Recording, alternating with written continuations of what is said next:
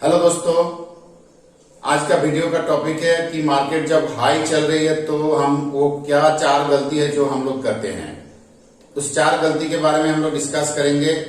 तो चलिए, डिस्कस करने से पहले आप लोगों से हम्बल रिक्वेस्ट है कि आप लोग चैनल को सब्सक्राइब कर लीजिए और बेल नोटिफिकेशन को ऑन कर दीजिए ताकि इन्वेस्टमेंट रिलेटेड वीडियो आपके मोबाइल नोटिफिकेशन में आते रहे और आप तुरंत वीडियो का अपडेट लें।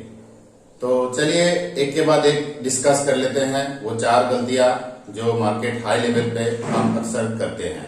गलती है उसमें से पहली गलती है कि हम लोग मार्केट जब हाई चल रही है तो हम लोग क्या करते हैं कि अपना जो एसआईपी चालू है, जो एसआईपी आपने शुरू किया था यानी 2 साल 3 साल 4 साल पहले 5 साल पहले, तो आपका एसआईपी शुरू हुआ था एक गोल को टारगेट करके, क्योंकि आपका एक टारगेट था कि 10 साल 12 साल 15 साल का टारगेट था।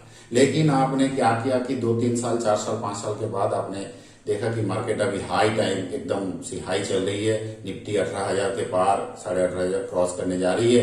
तो इस समय क्या करें, कुछ अपना एसआईपी स्टॉप कर दे। क्यों हमें हाई नेट पे यूनिट उठाना है, ऐसी मन में चलता है। आपको सबका मन में नहीं चलता है। कुछ छोटे इन्वेस्टर होंगे और जो लोग नए हैं 2-3 साल 4 साल रहे हैं उनके मन में चलेंगे, और कुछ पुराने इन्वेस्टर भी हैं जिनके मन में ऐसे चलता होगा और वो लोग क्या करते हैं, अपना एसआईपी बंद कर देते हैं। तो ये जो मार्केट हाई चल इस समय एसआईपी बंद करना एक बड़ी गलती होती है, क्योंकि आपका एक गोल है, आपको पता नहीं है मार्केट इस हाई से 18,000 पार हो गया और यहां से निफ्टी आगे 19,000 पार होगा या नहीं, या 20,000 टच करेगा या सीधा जाके 22,000 में रुकेगा निफ्टी, ये तो किसी को पता नहीं। तो आपका जो गोल है 10 साल 12 साल 15 साल का जो गोल है, आप उनको अचीव कीजिए। 10 साल तक वेट कीजिए, फिर अपना एसआईपी स्टॉप कीजिए, रिडीम कीजिए वगैरह वगैरह। लेकिन मार्केट हाई चल रही है इस समय, आप क्या गलती कर रहे हैं कि आप अपना एसआईपी बंद कर दे रहे हैं। ये सबसे बड़ी गलती है, एक नंबर गलती तो यही है। चलिए आगे सेकंड मिस्टेक के बारे में बताते हैं। सेकंड मिस्टेक क्या है कि अपने अकाउंट का रीबैलेंसिंग ना करना। मार्केट जब हाई चल रही है तो हर किसी को अपना अकाउंट रीबैलेंसिंग करना चाहिए। रीबैलेंसिंग हर किसी के लिए एप्लीकेबल नहीं होता है। जिनका एक्सपोजर 100% इक्विटी में है उनका रीबैलेंसिंग नहीं होगा, लेकिन रीबैलेंसिंग किसका होगा, जिन्होंने खुद को डिफाइन किया है कि वो किस कैटेगरी का इन्वेस्टर है। जैसे कि मान लीजिए कि कोई इन्वेस्टर एग्रेसिव कैटेगरी का है, तो एग्रेसिव कैटेगरी का डिफाइन क्या होता है कि वो अपना इक्विटी एक्सपोजर 70 से 80% 90% तक करता है और बाकी का एक्सपोजर जो है वो डेट फंड में करता है। तो इक्विटी का एक्सपोजर जब आपका 80% है, सपोज 80% है और 20% डेट फंड में इक्विटी एक्सपोजर होता है, तो मान लीजिए कि किसी एक समय मार्केट 17,000 पे निफ्टी था और आपका एक्सपोजर 80-20 था, मतलब 80% इक्विटी में था, 20% डेट में था। अभी मार्केट हाई में आ गई है, 18,000 पार कर गया है। अब आपका जो पोर्टफोलियो का वैल्यू निकल रहा है तो वहां पर दिख रहा है कि आपका इक्विटी एक्सपोजर, टोटल जो वैल्यू है वहां पर इक्विटी एक्सपोजर आ गया है 90% पे और 20% डेट में था। तो यहां से आपको क्या करना है, इक्विटी से आपको 10% निकालना है, मतलब 10 रुपया निकालना, 100 में से 10 रुपया निकाल लेना है इक्विटी में से।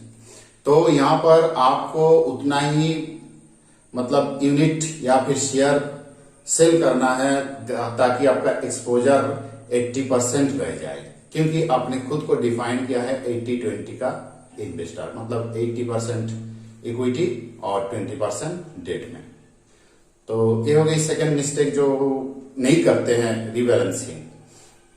तो ये हर किसी के लिए एप्लीकेबल नहीं होता है। कुछ इन्वेस्टर ऐसे भी होते हैं जो लोग सुपर एग्रेसिव होते हैं और वो अपना इन्वेस्टमेंट 100% इक्विटी में करते हैं, तो उनके लिए डेट कोई फायदे की बात नहीं होती।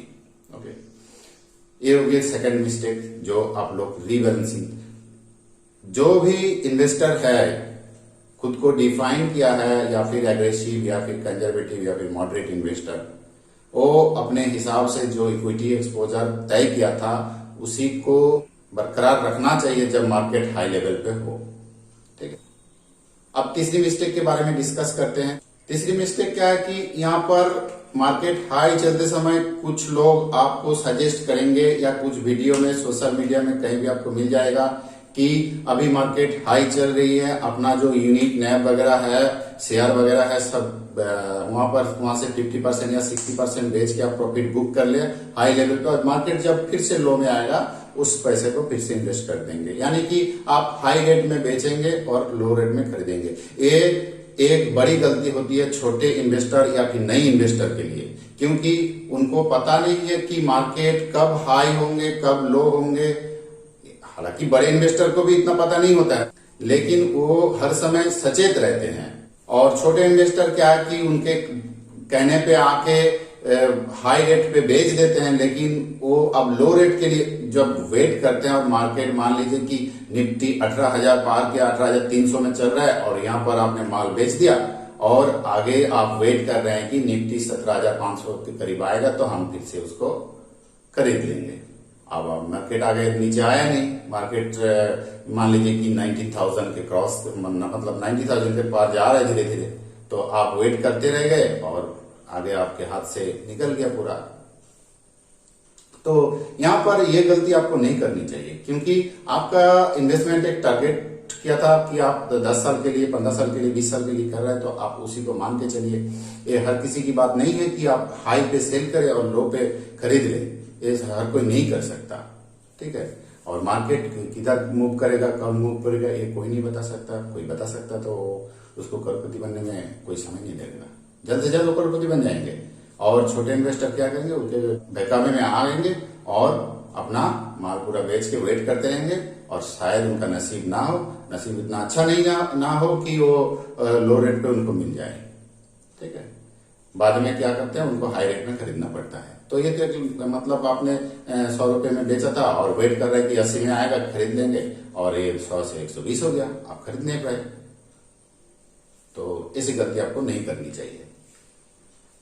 हाँ, आप प्रॉफिट बुक कर सकते हैं। अगर आपका कुछ परसेंटेज आपको प्रॉफिट बुक करना है तो आप प्रॉफिट बुक कर सकते हैं। यहाँ पर हम आपको ये सजेस्ट नहीं करेंगे कि आपको बेचना ही नहीं चाहिए, लेकिन आप प्रॉफिट बुक कर सकते हैं। अगर आपकी स्ट्रेटेजी में प्रॉफिट बुक करना है तो आप जरूर प्रॉफिट बुक करें। अगर आपका स्ट्रेटेजी लॉन्ग टर्म गोल है तो आप प्रॉफिट बुक की तरफ ना जाइए और हाई वैल्यू पे सेल करके लो वैल्यू का वेट ना करें। आप अपना गोल की तरफ टारगेट कीजिए कि अपना इन्वेस्टमेंट स्ट्रेटेजी कितने साल का है, ठीक है।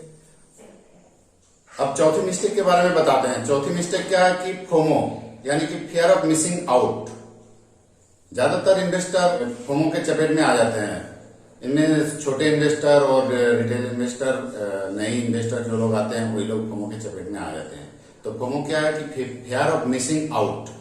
इसमें क्या होता है कि मार्केट हाई लेवल पे, मार्केट एक समय लो लेवल पे था और आप वहां पर थोड़ा थोड़ा माल खरीद रहे थे, लेकिन मार्केट जब हाई लेवल पे आ गया, आपके मन में मतलब एक डर पैदा हो गया कि हाय मैं तो मिस कर गया, अपॉर्चुनिटी खो गया, मेरे हाथ से निकल गया और मैं कुछ खरीद नहीं पाया, मेरे हाथ में तो पैसा रह गया, अब क्या करें, मार्केट तो हाई लेवल पे हो गया।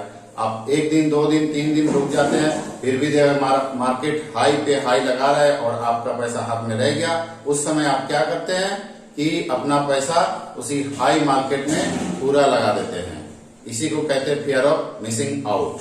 मतलब आपने जब मार्केट लो लेवल पे था उस समय नहीं खरीदा, और मार्केट जब हाई लेवल पे आया आपके मन में एक डर पैदा हुआ कि मैं तो सब कुछ मिस कर गया और शायद मुझे कम दाम में कोई भी स्टॉक ना मिले। इसीलिए आप क्या करते हैं, उस समय अपना पूरा पैसा हाई मार्केट में लगा देते हैं। ये भी एक बड़ी मिस्टेक होती है मार्केट जब हाई लेवल पे चल रही है।